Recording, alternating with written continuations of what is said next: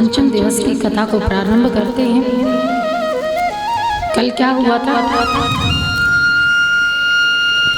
क्या हुआ था कल?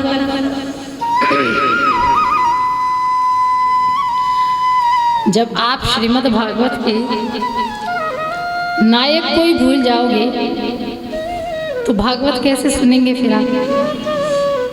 कल चतुर्थ दिवस की कथा थी और भगवान श्री कृष्ण का क्या हुआ था?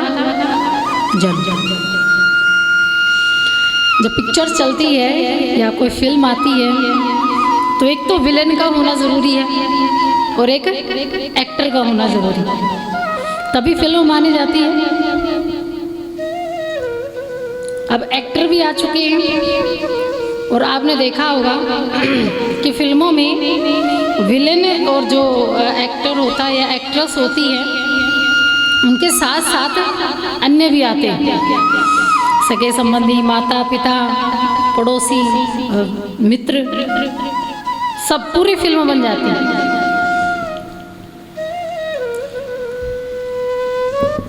अब भगवान ने तो जन्म ले लिया, मथुरा में जन्म लिया और आए वो गोकुल में नंद बाबा और मैया यशोदा के घर।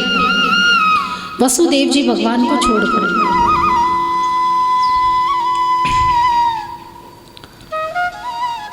पूरे ब्रज में आग की तरह ये बात फैल गई कि यशोदा के घर और नंद बाबा के घर एक छोटे से लाला ने जन्म लिया। आपकी और हमारी नज़र में भले ही वो किसी के लिए संतान हो, यशोदा के लिए भी संतान ही थी, नंद बाबा के लिए संतान थी, लेकिन उन ब्रज की गोपियों के लिए जो गोकुल में कब से श्री कृष्ण की बाट जो रही थी कि कब हमारे देव आएंगे, कब हमारे आराध्य आएंगे और कब हम उनके दर्शन करेंगे। ऐसे दर्शनों के प्यासे ऋषि मुनि थे वो गोपियाँ। न जाने कितने ही योनियों में जब तप ध्यान किया, वैरागी जीवन व्यतीत किया, बस इसी आस में कि किसी न किसी युग में तो भगवान जरूर मिलेंगे। और आज उन ऋषियों की सभी तपस्याओं का फल मिलने वाला था।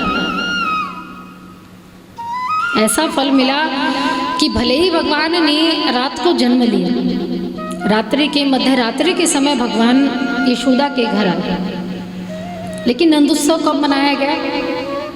दिन के समय। अब रात को जो बच्चा हो जाता है, किसी को संतान उत्पत्ति हो गई तो रात को तो हॉस्पिटल्स हो चाहे घर हो तो वो तो फिर विश्राम का ही पूरी रात बीत जाती है। मिठाई विठाई बांटनी हो या कुछ लेना देना हो तो अगले दिन होता है। उसी प्रकार पूरे गोकुल में जब पता लगा कि यशोदा ने एक लाला को जन्म दिया है, और ये साधारण बात क्यों नहीं थी? ये साधारण बात इसलिए नहीं थी क्योंकि यशोदा और नंद बाबा की जो उम्र थी वो आयु के चौथे पड़ाव में थी। जहाँ कहाँ 20 साल की होते ही लड़की को ये सोचते हैं कि विवाह कर देना चाहिए, फिर 1-2 साल बाद फिर संतान उत्पत्ति। लेकिन यशोदा जब से ब्याह कर आई थी, बाल्यावस्था भी, यौवनावस्था भी, प्रौढ़ावस्था भी बीत चुकी थी। अब थी वृद्धावस्था। वृद्धावस्था में ना देखने योग्य रहते, ना कुछ काम करने योग्य रहते, और संतान उत्पत्ति तो मानो खत्म ही हो जाती। लेकिन इस उम्र में आकर यशोदा को एक लाला मिला, और लाला के रूप में साक्षात नारायण का विग्रह मिला, एक अवतार प्राप्त हुआ।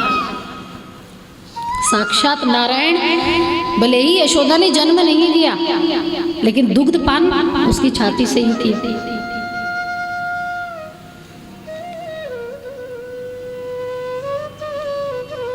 ऐसे भगवान नारायण जिन्होंने यशोदा को माता के रूप में चुना, ऐसा यशोदा ने क्या किया था? ऐसा नंद बाबा ने क्या किया था?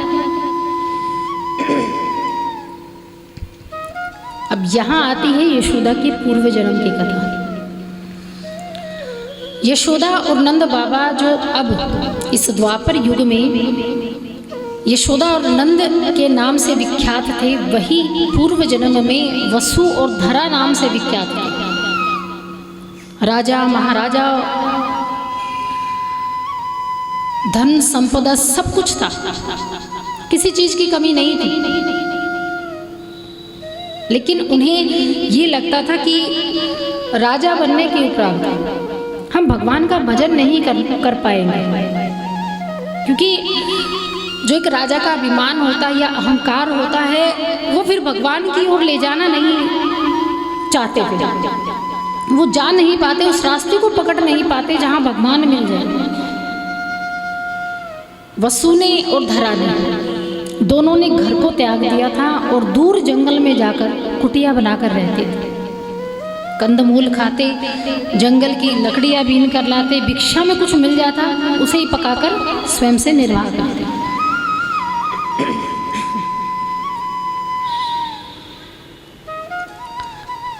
धरा कुटिया बनाकर रहती थी और उसी कुटिया में भजन कीर्तन करती। कभी कभार कुछ मिल जाता खाने को तो खा लेती, अन्यथा बस भगवान के भजन में वो अपनी जिंदगी बिताती थी। अपना जीवन उसने उस अवस्था तक लाकर छोड़ दिया था। एक बार धरा की कुटिया में कुछ संतों का आगमन हुआ। संत आए, बाहर आवाज लगाई, अरे कुटिया में कोई है जो हमें भोजन करा दे। काफी दिन बीत गए लेकिन हमने भोजन नहीं किया। कोई है जो इन ब्राह्मणों को भोजन करा सके? धरा अंदर थी। धरा ने आवाज लगाई कि हाँ संत महाराज, आपकी बेटी, मैं जरूर आपको भोजन करवाऊंगी। संतों ने कहा, बेटी भोजन की व्यवस्था करो, हमने 6-7 दिन हो गए, हमने उन दिनों से कुछ खाया नहीं है, बड़ी जोरों की भूख लगी है, कुछ व्यवस्था करो। धरा ने कहा, महाराज आप जरा यमुना नदी में स्नान करके आइए, आप जैसे ही वापस आएंगे मैं तैयारी करके रखूंगी, मैं आपको भोजन करवाऊंगा। अब संत तो चले गए। अब धरा ने आश्वासन दे दिया, ये विश्वास दिलाया कि आपको भोजन करवाऊंगी। लेकिन जैसे ही कुटिया में गई, अंदर गई तो रसोई घर को छान मारा, लेकिन कुछ नहीं मिला, अन्न का एक दाना तक नहीं। लेकिन क्या करे, वचन दिया था, वचन का मान रखना भी जरूरी था। तब धरा पास ही के नगर में एक साहूकार के पास गए। साहूकार को कहा कि महाराज मुझे 2 रुपये दे दीजिए, मेरे घर में संतों का आगमन हुआ है, उनको भोजन कराना। अगर आप मुझे 2 रुपये दे देते हैं, उस समय 2 रुपये की कीमत ये समझ लीजिए 2000 के बराबर है। धरा दिखने में बड़ी सुंदर थी, लचीला शरीर, गोरा रंग, ऊपर से लेके नीचे तक भगवान ने बनावटी रूप, ऐसा रूप धरा को दिया था कि जो उसको देखे वो उस पर मोहित हो जाए। इतनी सुंदर थी धरा, यानी यशोदा। साहूकार को विनती की। साहूकार ने कहा कि इसके बदले में तुम्हें कुछ देना होगा। साहूकार की जो निगाह थी वो यशोदा के, धरा के सिर से लेके पैर तक दौड़ी,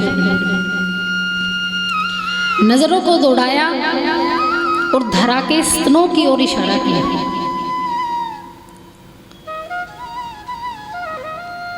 साहूकार ने कहा कि मैं तुम्हें 2 नहीं 4 रुपए दूंगा, लेकिन इसके बदले तुम्हें मुझे कुछ देना होगा।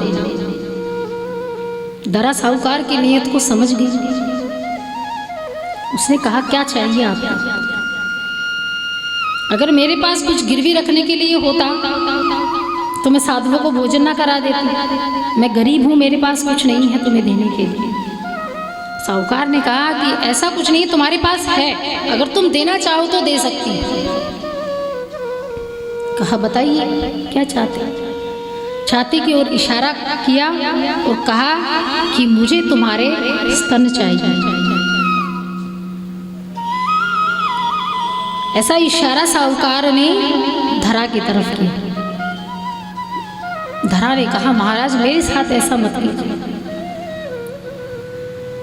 इस समय का लाभ मत उठाइए, इस विपत्ति का लाभ मत उठाइए कि आज मैं ऐसी निस्सहाय हूं कि मेरे पास कुछ भी नहीं है। लेकिन क्या करें, उधर ब्राह्मण भी आने को तैयार थे और भोजन भी बनाना था, भोजन लेकर भी आना था, सामग्री भी जुटानी थी, पर क्या करें। अब साहूकार भी बार बार एक ही चीज की चाह रखता कि मुझे ये चाहिए, देती हो तो मैं तुम्हें पैसे दूं।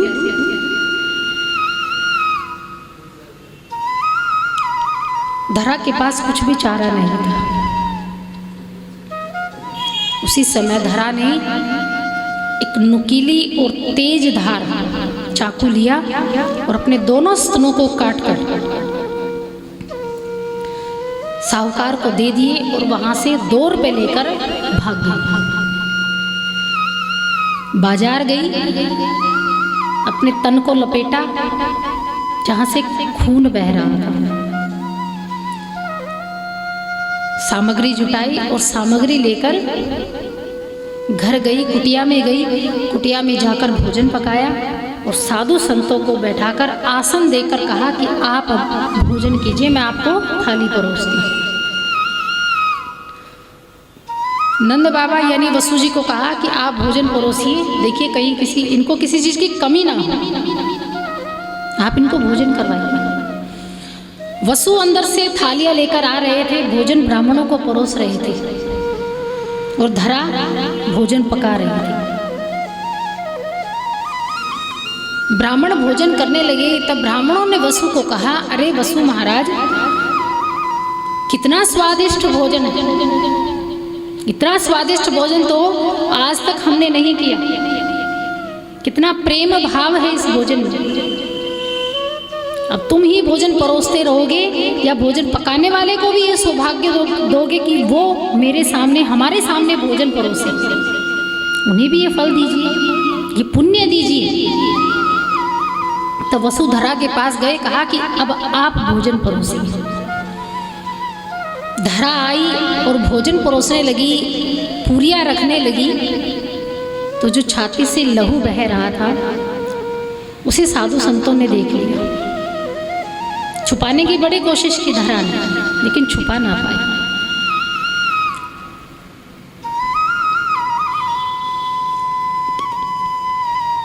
संतों ने कहा, देवी ये तुम्हारी छाती से रक्त क्यों बह रहा है, क्या हुआ? धरा ने कहा, कुछ नहीं महाराज, बस ऐसे। कहा, नहीं, तुम्हारी छाती लहूलुहान हो गई है, देखो कैसे रक्त टपक रहा है तुम्हारी छाती से। तब धरा ने कहा, महाराज जो ये आप भोजन कर रहे हैं ना, जो आपकी थाली में ये स्वादिष्ट पकवान है, ये 56 भोग हैं, इस छाती के रक्त के, इस लहू का ही परिणाम है।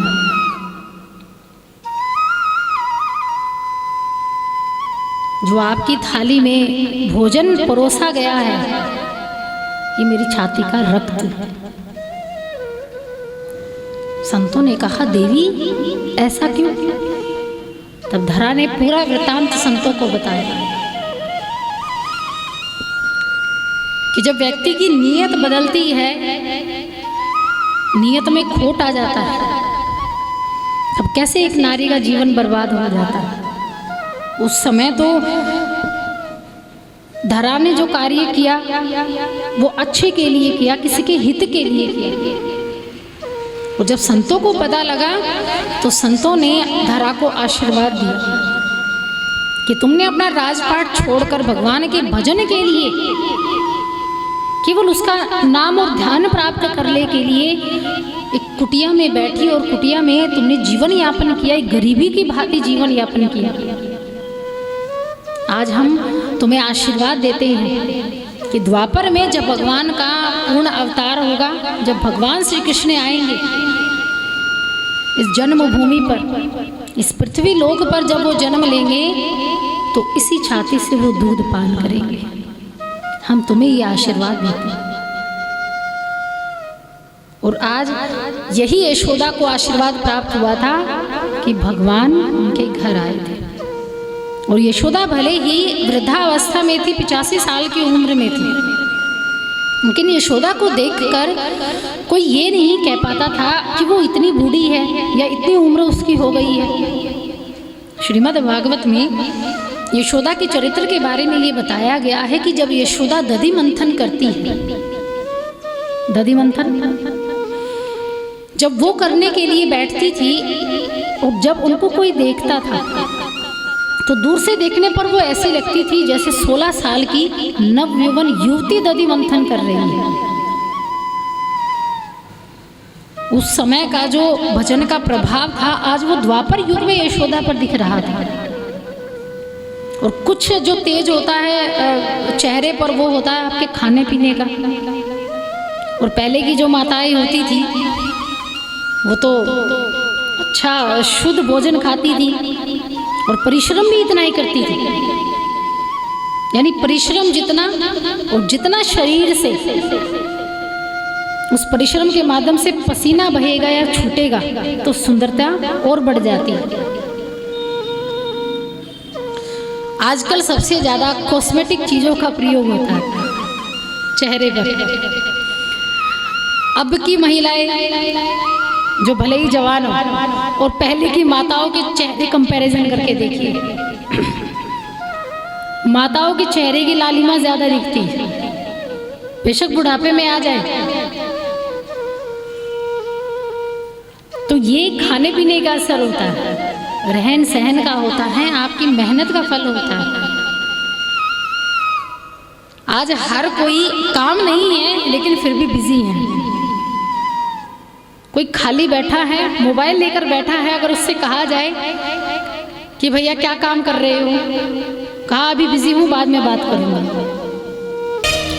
क्या हुआ? व्यवस्था नहीं बनी। 1000 श्लोकों में नंद उत्सव का, भगवान की जन्मोत्सव का गायन करते हैं। सुखदेव मुनि राजा परीक्षित को नंदोत्सव की कहानियां सुनाते हैं, नंदोत्सव के प्रसंग सुनाते हैं और नंद बाबा के विषय में भी बताते हैं कि नंद भवन में ऐसा नंद उत्सव प्रकट हुआ। राजा परीक्षित को बताते हैं कि नंद भवन में केवल लाला का जन्म नहीं हुआ बल्कि मूर्तिमान आहर्द आनंद स्वरूप भगवान नारायण आए, पृथ्वी पर आए। और आज पृथ्वी भी खुशी से हर्षोल्लास से प्रसन्न है, दौड़ रही है कि आज मेरे प्रभु आए हैं। आज उनकी खुशी का कोई पारावार नहीं है कि आज हमारे भगवान आए।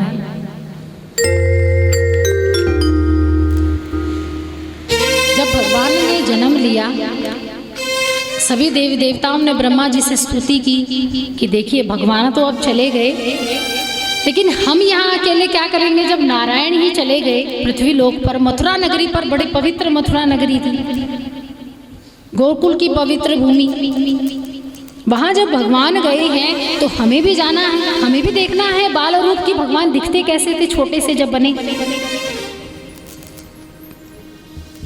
तो ब्रह्मा ने सभी देव देवताओं को यह आशीर्वाद दिया कि जैसे फिल्म में विलन के साथ साथ अन्य का होना भी जरूरी है, तो भगवान के साथ साथ सभी देव देवताओं को यह आशीर्वाद दे दिया कि तुम भी मथुरा नगरी चले जाओ, तुम भी गोकुल जाओ और भगवान के साथ उनकी सखिया बनो, उनके मित्र बनो, उनके अड़ोसी पड़ोसी मैया यशोदा के आसपास इर्द गिर्द रहना, ताकि तुम बाल रूप को देख सको, भगवान के दर्शन कर सको। सभी देव देवता पृथ्वी लोक पर आ गए भगवान को देखने के लिए। सबने जन्म ले लिया आज मथुरा की भूमि पर। तो ये केवल अकेले भगवान का ही प्राकट्य नहीं था, ये उन सब का प्राकट्य दिवस था जो ब्रह्मांड में अनन्य देवी देवता रहते हैं। नंद भवन में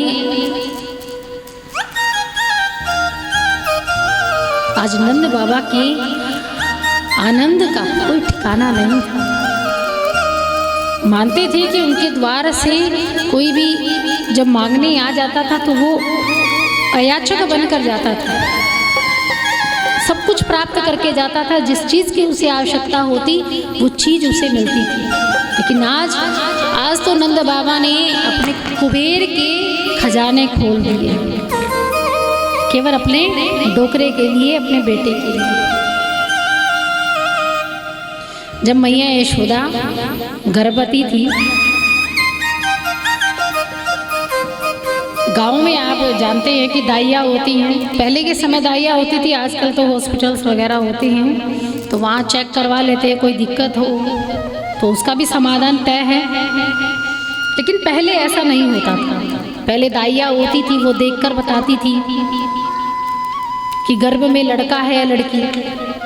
पहले कोई निषेध नहीं था, कोई जान सकता था। और दाइया भी इतनी विशेषज्ञ होती थी कि वो मात्र चाल ढाल से या दूर से देखने से बता देती थी कि इसके गर्भ में क्या है।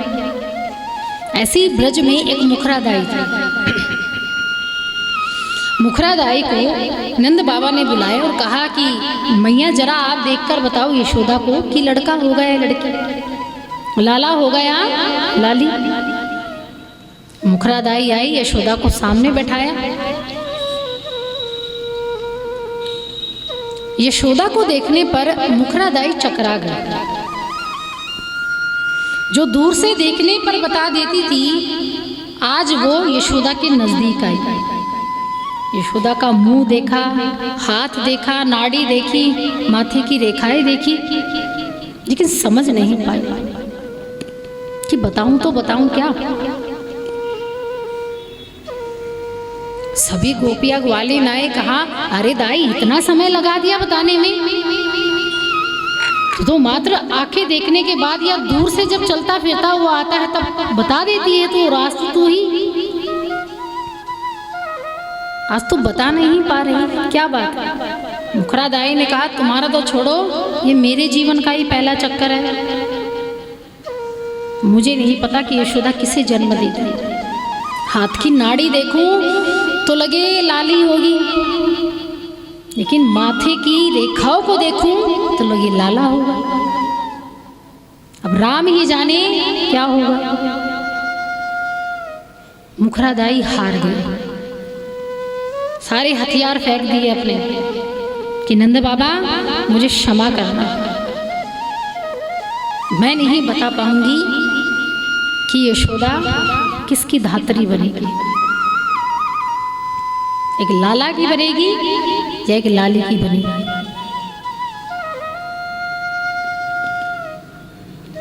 और 9 महीने बाद जब बेटी ने जन्म लिया, योगमाया ने जन्म लिया, गर्भ में थी बेटी, लेकिन रात को क्या अदला बदली हुई या भगवान जानते हैं, या वसुदेव जी जानते हैं, या देवकी जानते हैं, और कोई नहीं जानता।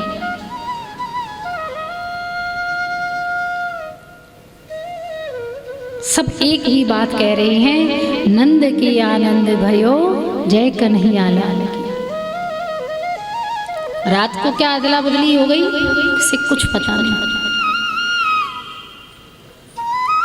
लड़की की भी माँ बनी और लड़के की भी माँ बनी, पुत्र भी और पुत्री, दोनों यशोदा